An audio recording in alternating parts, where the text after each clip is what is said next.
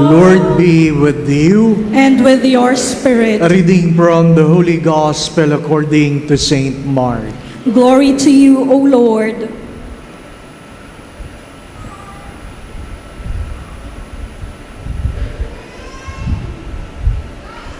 Jesus said to his disciples, "Be watchful, be alert. You do not know when the time will come. It is like a man traveling abroad. He leaves home and places his servants in charge, each with his own work, and orders the gatekeeper to be on the watch. Watch therefore. You do not know when the Lord of the house is coming, whether in the evening, or in midnight, or at cockcrow, or in the morning. May he not come suddenly and find you sleeping. What I say to you, I say to all, watch."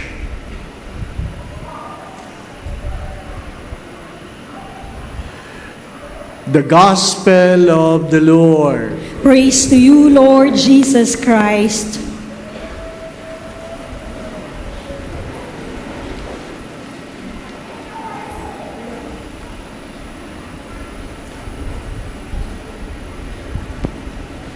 Hello. Let me begin with an old story.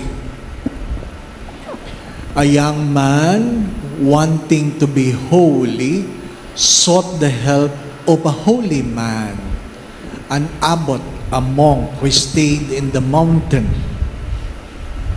He asked the abbot if he can help him to be holy.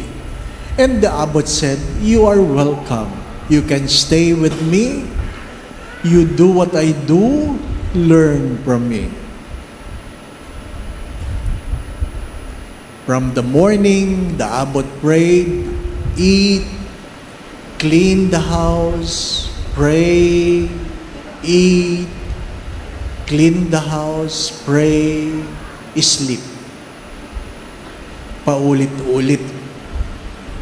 Paulit-ulit. After 1 week, sabi ng binata, "Abot, ano pong ituturo nyo sa akin? 1 week na ako. Wala pa kayong tinuturo." Sabi ng abot, "As I have said, do what I do. Learn on how I live my life." So, ginawa ng binata. And after 1 month, nagsawa ang binata. Sabi niya, "Abot, you are wasting my time. I want to be holy. Do something. Do something." And the abbot said, "You really want to be holy? Let's go to the river." Nagpunta sila sa ilog at tinanong niya uli ang binata, "Do you really want to be holy?" Yung binata excited kasi bibinyagan na. Ano pa? "Yes, abot." Lumusong sila hanggang dibdib ng binata. Tinanong ulit, "Do you really want to be holy?" With more excitement, sabi niya, "Yes, abot." Sabi niya, "Hold your breath." Tapos inilubog ang ulo. Kaya lang, hindi binitawan. Hindi binitawan. So, labas ang hangin. Nagkakawag. At nang parang nahihirapan na, binitawan nung abot yung binata. Paglabas, hinga ng malalim.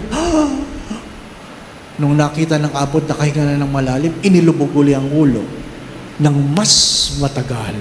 Ano po? Medyo nangingitim-gitim na. Ano po? Sa kabinitawan. Nung lumabas ang ulo ng binata, minura ang abot. "P.I. Gusto ko pong maging banal. Ayaw kong mamatay." But the abbot was so cool. And I want you to know this. Sabi niya, if you want to be holy, you must hunger for God as much as you hunger for air. If you want to be holy, You must hunger for God as much as you hunger for air. Meaning, if you want to be holy, everything in your life must be about God and for God. Why?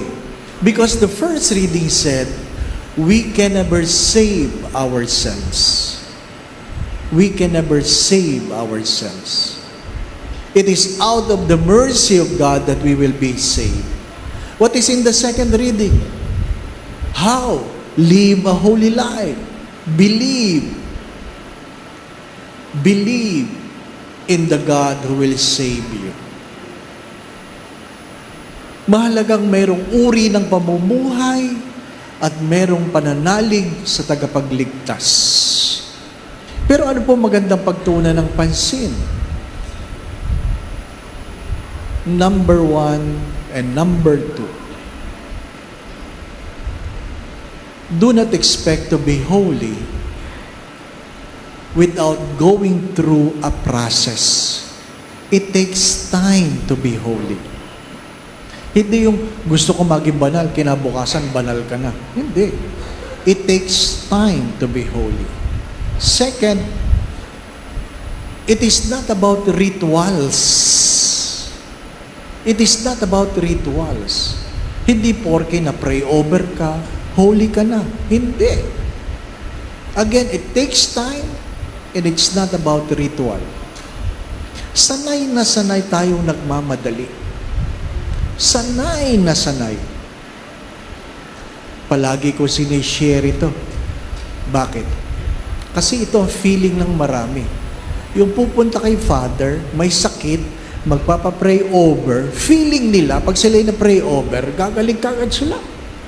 Father, pagdasal mo naman, bumaba ang blood sugar ko. Ay, alam ko yan. Diabetic ako Di ba? Member ako ng media. Diabetes. Di ba? Alam ko yan. So sabi ko sa kanya, nanay, bawasan ng matatamis, bawasan ng soft drinks, bawasan ng kanin, bawasan ng dessert, bawasan ng prutas, bawasan. Ano sabi ng matanda? Father, huwag mo na ako pagbawalan. I-pray over mo na lang ako. Gusto ko sabihin, paliguan ko man kayo ng holy water, di ba baba blood sugar ninyo? Di ba? Feeling natin, gano'n. Walang pinagkaiba doon sa, Father, kukuha ko ng board exam, pagdasal mo naman ako. Kasama pa nanay, pagkamisan. Ba? Kala nila, ano po? Yung nanay pa magsasabi, Father, bless mo naman ang anak ko, kukuha ng board exam. Anong unang kong tanong? Nag-aral ba? Di ba? Anong inaasahan mo kung di ka nag-aral? Ha? Na pagdating ng exam, lalabas lahat yung sagot na gano'n. Di ba ba? No? Di ba naalala niya yung bata? Nahirap maintindihan yung kanyang binabasa. Anong ginagawa niya? Sinasandok niya yung libro. Sabi niya doon sa libro. Para bagang pumapasok. Di ba? How I wish na yung binabasa mo, iunan mo lang yung libro, papasok lahat. Di ba ba? No? Hindi naman nangyayari yun. Mag-aral ka. Mechanical engineer ako, kumuha ko ng board exam. Alam ko kung gano'ng kahirap mag-aral para sa board exam. Ang hilig natin sa madali. Di ba? Ngayon, magpapasko. Marami sa inyo, kakain ng todo. As if para bagang pag kumain ngayon, hindi na magugutom bukas. Merong ganun Ha? Lalong-lalo na pag libre, putok yan. Talagang, kakain talaga. Tapos, magtitimbang. Anong inaasahan mo? Dami mong kinain di ba? No? How you wish na kumakain ka pero hindi ka bumibigat, di ba? No? Mga minamahal mga kapatid, lalong-lalo na pag chocolate, a moment in your lips, forever in your hips. Di ba? Huwag niyo kakalimutan yon. Di ba? Ang hirap no. Gusto mo, hindi ka tataba, pero lumalamong ka. Yung iba naman, isang araw lang ng diet, magtitimbang agad. Ha? Ay, hindi bumababa. Natural. Isang beses ka lang hindi kumain, ini-expect mo, mababa ang timbangan. Ano ka? Walang pinagkaiba yan doon sa mga bata, sa mga binatang pupunta sa gym. Unang araw sa gym, magbubuhat ng mabibigat. Pag-uwi sa bahay, maghuhubad, tatayo sa harapan ng salamin. Isang araw ka lang dyan, akala mo, di ba? Mahilig tayo sa instant. Hindi nangyayari yun. You want to be holy, you must do the things that make you holy. And second, you must avoid the things that prevents you from becoming holy. You want to be healthy? Be watchful. Be watchful with your diet. Mga minamahal na mga kapatid, yung mga classmate ko sa media, hello, ha? Huwag kayong maniwala doon sa may gamot naman eh. Huwag kayong maniwala doon. Ano po? Minsan ka lang. Ano po? Ha? Magkaiba yung stroke sa heart attack. Ay! Magkaiba yung stroke sa heart attack. Hindi lahat na nagkaka-heart attack na stroke. At hindi lahat na na-stroke nagkaka-heart attack. Yung stroke ko, dahil tumaas ang blood sugar. Dahil tumaas. Inire-recall ko nga kung nung binanatan ko nung araw na yun, di ba? Yun ang dahilan. Ang problema mo sa diabetes, yung mga classmate ko, ha? Ano yan? Pag kayo'y tumaas ang blood sugar, hyper, stroke. Pag bumagsak, hypo, coma. Ay. Kaya, mag-iingat ka. Doon naman sa mga may sakit sa puso, huwag niyong kakalimutan. Huwag niyong kakalimutan na ang lechon hindi pinapakain ng lipitor. Baka akala niyo yung mga lechon na kinakain niyo, pinakain mo na ng lipitor yan. Ha? O kaya calciblack. Wala. Ano sabi ng doktor sa akin? Father, merong forever. Akala nyo, hiwalayan nila. Walang forever. Merong forever. Sabi ko, anong forever, Dok? Traffic sa EDSA? Hindi, Father. Merong forever. Ano yun, Dok? Blood thinner. Pag nagsimula ka na mag-blood thinner, forever na yan. Di ba? Tatay ng doktor. Galit na galit yung doktor na nag-message sa akin. Galit na galit. Ha? Sabi ko, gusto ko sabihin, bakit ako ba ang tatay mo? Ha? Ba't sa akin ka nagagalit? Naglalabas lang daw siya ng sama ng loob. Kasi yung tatay niya, nag-blood thinner at hindi nila alam, hindi na iniinom yung gamot. After 3 weeks, stroke. Stroke. O ngayon, ay di tabingi. O sabi niya nga sa tatay niya, ay di lumaki ang problema natin. Dati, tuwid ka. Ngayon, tabingi ka na. Di ba, na? Hindi pwede. Mga minamahal na mga kapatid, walang shortcut. Kung mayroong instant noodle lang. Ano po? Walang instant holiness. Di ba? Yung iba, mandadamay pa eh. Anong mandadamay? Dahil hindi nila kayang pumayat, magdadasal pa sila, Lord, kung hindi ako papayat, patabain mo silang lahat. Nagdamay ka pa. Di ba? This is life. What is Advent? Advent is a process. It is not just waiting, but being active as you wait.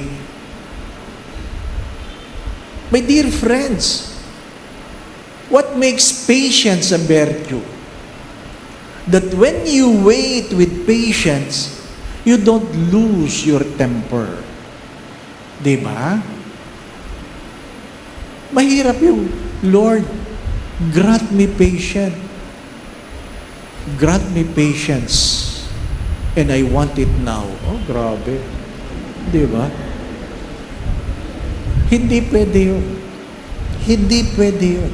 Mga minamahal na mga kapatid, ano sa buhay ninyo ang kailangan ng disiplina? Hello? Ano ang meron sa buhay ninyo na kailangan ng disiplina? We unclutter the altar. We put less flowers so that we can focus more on the altar table. Di ba? Ano yung mga area sa buhay ninyo na kailangan yung mag-focus? Kung ikaw ay may sakit, itigil mo na yung kaiisip na may gamot naman eh. Itigil, hindi ka bubuti yun. Ano po? Hindi ka bubuti yun. What are the things in your life that needs to be corrected? As I've said, my dear brothers and sisters, if you want to be holy, you must do the things that can make you holy. Second, you must avoid the things that prevent you from being holy. You want to be healthy? You must do the things that will make you healthy, and you must avoid the things that makes you unhealthy. You want to be happy? Then do the things that can make you happy. Avoid the things that can make you unhappy. And sometimes avoiding the things, some of them are people. Avoid people that makes you unhappy. And don't entertain the thought that things will make you happy. Parents. Pwede ba? Ang hirap nung pumipila kay dyan. Ano? Father, pagdasal mo naman ang anak ko. Nagtatampo, ayaw kumain, ayaw pumasok. Bakit po? Kasi gusto niya ng iPhone. Siya iPhone, kayo iPay, no? Hayaan nyo, magugutom din yan. Pag ayaw kumain, huwag niyong pakainin. Magugutom din yan. Bakit ba tayo paniwalang-paniwala? Di ba? Na mga bagay, ikasasaya natin. Bakit? Pag may bago ba kayong iPhone, nagbabago bang kausap ninyo? Sagutin nyo nga yun. Parehas lang. Di ba? Mga minamahal na mga kapatid, kakukuha mo lang ng 13 month. Dapat may babayaran ka. Sorry tabi. Bumili ka kagad ng sapato na hindi mo naman kailangan. Di ba, no? Ilang ba paa mo? Di ba? Isang pares lang. Bago pa. Bibili ka kagad. Ngayon, ang problema mo, bago ang sapatos mo, hindi match ang bag mo. Di ba? Kaya bibili ka rin ng bag. Di ba, no? Meron kang sapatos, meron kang bag na walang pera sa loob. Ba't kayo natatawa? Totoo, di ba? Totoo. Don't entertain the thought that things will make you happy. And most especially, don't entertain the thought that you will be holy by mere acquiring things you like. My dear friends, my brothers and sisters, Advent is the time to let go. Advent is the time to unclutter ourselves. Let go. This is the time to give away the things you have not been using through the years. Sabi niya, sabi ko, ipamigay mo na yung damit na yan. Sabi niya, pinamimigay ko lahat, Father, maliban sa damit na ito. At bakit? Kasi, Father, nung dalaga ako, sexy ako sa damit na yan. May picture pa ako. Ano sabi ko? Isuot mo yan ngayon, ate. At makikita mo ang pinagkaiba noon at ngayon. Kung makakapagsalita lang mga sinulid ng damit mo, sumisigaw yan na nangangapit. Kapit! Kasi puputok, di ba na? Kung hindi mo talaga pwede ipamigay, ipapray mo. Papray. Lagay mo sa dingding. This is what I used to be. Di ba? Tapos araw-araw po, kagang. Ay, Panginoon. Di ba? What are the things you need to let go? Because the only thing to have something new is to let go of the old. Amen. My dear friends, my brothers and sisters, when we wait, we also become. When we wait, we also become. Do not forget that holiness takes time and it takes discipline. Holiness takes time and discipline. And do not forget this. If you want something new from God, you must let go of old things in your life. Hindi pwedeng may bago tapos may luma. Ha? Dalawa lang ang ating mga palad. Kung gusto mong mayroong bagong nakalagay dyan, bitawan mo na yung lumang nakalagay dyan. Ano pa? Paalala ko lang ha. Pag kayo magdadasal, ayusin ninyo. Ayusin ninyo. Ano pa? Sabi, gusto ko, Father, paglaki ko, marami akong perang binibilang. Ay mabait ang Diyos. Di pinagbigyan, teller siya ng bangko. Alam mo? So, linawin mo pagdadasal. Ano? Mahirap yung dasal ng dasal. Ano po? Nakikinig ang Diyos sa ating mga panalangin. Kung pinagkaloob ng Diyos sa kanyang bugtong na anak, meron pa kayang hindi pwedeng ibigay ang Diyos? Birthday mo, meron kang gift. The Lord be with you. And with your spirit. And may Almighty God bless you in your family, the Father, the Son, and the Holy Spirit. Amen. We now go in peace to love and serve the Lord. Thanks be to God.